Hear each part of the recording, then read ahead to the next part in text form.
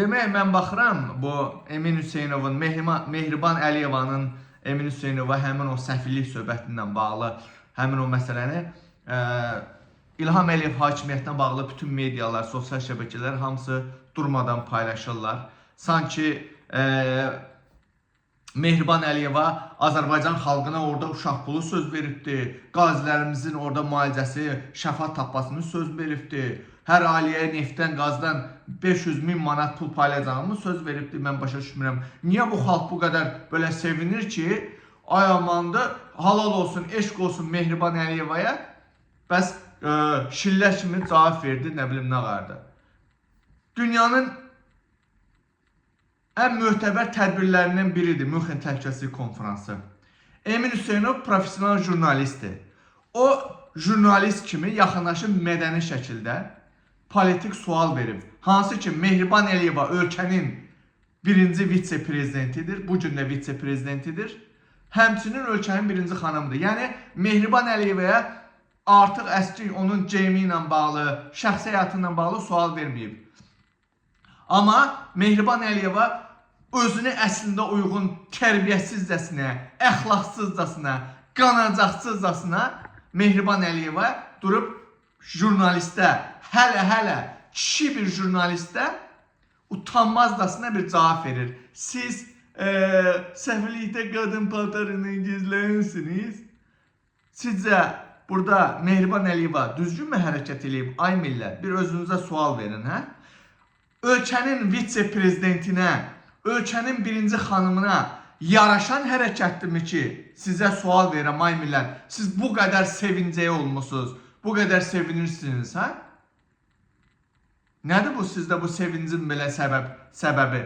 Bu ailədir, bu Mehriban Əliyevadır. Təkcə bir dənə Şuşaya gedəndə 100.000-lik paltar, ayaqqabı alıb geyinir, gedir, hə? Plastik əməliyyatlarından milyonlarla pul xərcləyib, sizin pullarınızla. Siz niyə belə sevincəyə olmuşsunuz? Hə? Emin Hüseynov düşməndirmi?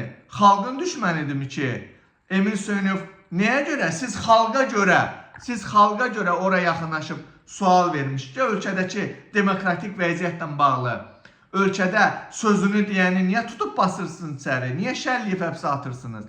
Dindarlar, jurnalistlər, siyasi fəallər, hər kəs həbsdədir. Hə? Niyə belə sevincəyə olmuşsunuz? Mehriban Əliyeva əxlaqsız, şərəfsiz, namussuzcasına durub orada bir kişi jurnalistə onun şəxsi həyatından.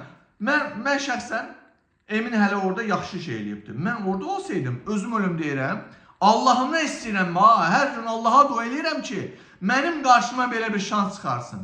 Mehriban Əliyevanı mənim real həyatda qarşıma çıxarsın. And olsun Allaha, orada Mehriban Əliyevə bir qapaz qoyardım, ha.